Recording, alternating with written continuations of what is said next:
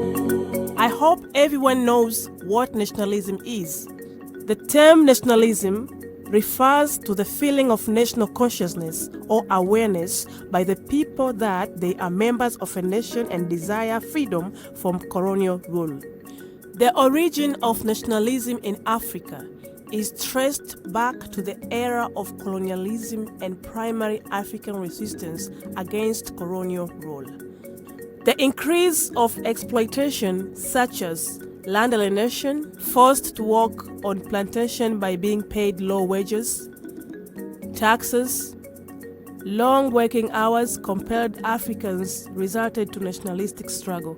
Its origin and basis were of two perspectives. These are based on reflection of ancient and modern based on recent phenomena characterized by structural conditions of modern society. African nationalism was a desire of African people to rule themselves without being governed by the foreign people or Western countries. During that time, most of Africans wanted to be free from European domination of the African continent. By the mid of 19th, it was an action in which Africans struggled to dismantle colonial rule and gain self-independence.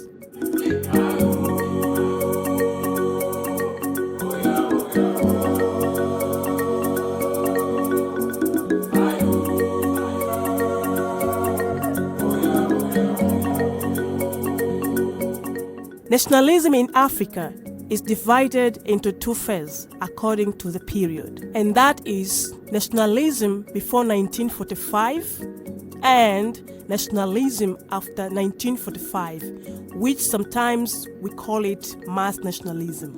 Of course, there were some general reasons for the rise of nationalism in Africa, and factors that gave birth to African nationalism are of two kinds, which are internal factors and external factors. Starting with internal factors. First of all, these were forces that were internally motivated, that generated within African societies, that brought about nationalism in Africa. These included the following factors. Number one, intensive exploitation after the Second World War.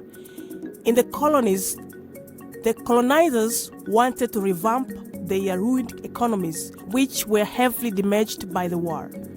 Large-scale colonization was carried out. Number two, formation of independent churches.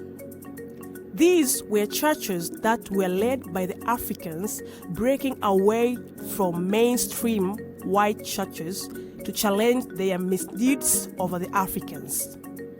Number three, they addressed not only religions but also social, political, and economic grievances of Africans. Such churches included Joseph Ejai in West Africa, the Kikuyu Native Church, the Watchtower Church movement in Malawi in 1906, the African National Church in Tanganyika, the People, God and Religion of Jesus in Kenya, and United Native Church in Cameroon. Such churches openly criticized the colonialists and encouraged their followers to fight them, thus the rise of African nationalism. Number four, formation of segregated African schools. After realizing that the missionary and colonial school taught nothing but European-based syllabus, some African societies began their own schools. Like among the Kikuyu in Kenya, Africans were taught African syllabus. This helped in educating Africans and developing the spirit of nationalism. Number five, rise of elites who had attained colonial education, like Nyerere in Tanganyika, Nkrumah in Ghana, Kamuzu Banda in Malawi, and Obafemi Awolowo of Nigeria. This education helped them to get used to the white language, to get exposed to various struggle and liberation of the world.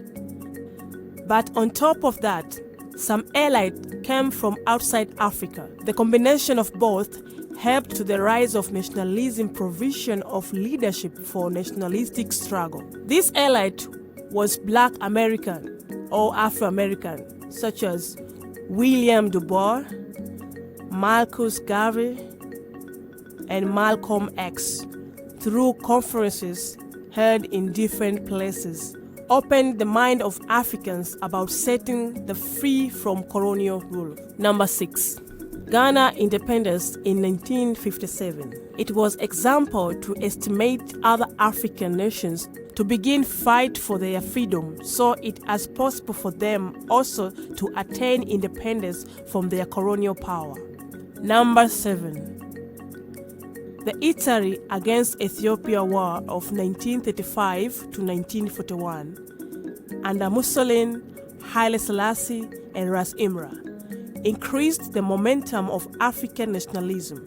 Italy, an industrialized nation, was heavily and bravely resisted by an African nation, Ethiopia. This boosted African confidence toward their struggle for independence. Number 8. Formation of Social Welfare Association. This aimed to improve the working condition of African workers. Discriminations and colonial abuses to the Africans, such association largely based in urban centers and comprised colonial civil servants like the Kikuyu Central